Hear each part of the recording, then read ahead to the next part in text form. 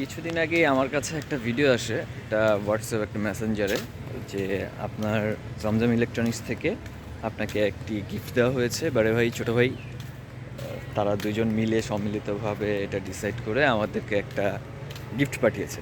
And গিফটের মধ্যে কী ছিল সেটা হচ্ছে আইফোন 15 Pro Max, একটা ইয়ারপড, একটা অ্যাপেল ওয়াচ। তো এটাতে শুনে তো আমি খুব খুশি হয়ে যাই। তারা বলে একটা নাম্বার দিয়ে দিলাম, এই নাম্বারে আপনি যোগাযোগ করেন। তো যোগাযোগ করেন এই কথা বলার পরে আমি চিন্তা করি যে ঠিক আছে, একটু যোগাযোগ করেই দেখি। আসলে এটা যে ভাওতাবাজ সেটা আমি বুঝতে পারছি। তো তারপরেও বলার পরে আমি চিন্তা করলাম যে ঠিক আছে, নাম্বারটা আমি নিয়ে মেসেঞ্জার এবং হোয়াটসঅ্যাপের মাধ্যমে আমি সেটা যোগাযোগ করি। যোগাযোগ করে বললাম যে ভাই, কী অবস্থা, আপনার কাছে আমার একটা পার্সেল আসছে, আমার বক্স নাম্বার এত।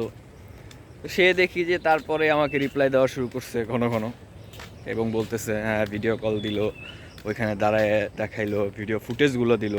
তা আমি দেখে চিন্তা করলাম যে আসলেই তো সত্যি, পারতপক্ষে এটা প্রতারণা। এটা আপনারা বুঝতে পারতেছেন, আমিও বুঝতে পারতেছি, যদিও আমি তাদেরকে কোনো অর্থ দেই নাই। তবে আমি বললাম হ্যাঁ ঠিক আছে, আমার এটা বাসায় পাঠিয়ে দেন, আমি নিচ্ছি। পরে বললো যে ভাই, কাস্টমস ক্লিয়ারেন্স করতে হবে, আপনাকে কিছু টাকা পয়সা দিতে হবে। টাকা পয়সা কেন, এটা গিফটের আইটেম, এটা টাকা পয়সা কেন দিতে হবে, পাঠান। তা আমি আসলে তাদেরকে দেখছিলাম যে সত্যিই তারা এটা পাঠিয়েছে কিনা। আসলে না, এটা একটা প্রতারণা, এটা আপনারা সবাই মনে রাখুন। আর এখান থেকে যে জিনিসটা পাওয়া হয়েছে সেটা হলো যে পারতপক্ষে তারা যে জিনিসটা করতেছে এটা টোটালি আপনাদের কাছ থেকে টাকা পয়সা নেওয়ার কারণে, মানে নিতে চাচ্ছে বিধায় এই কারণে করতেছে।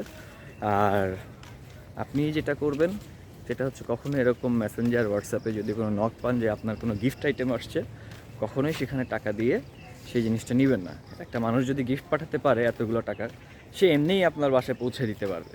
So no problem. Thank you.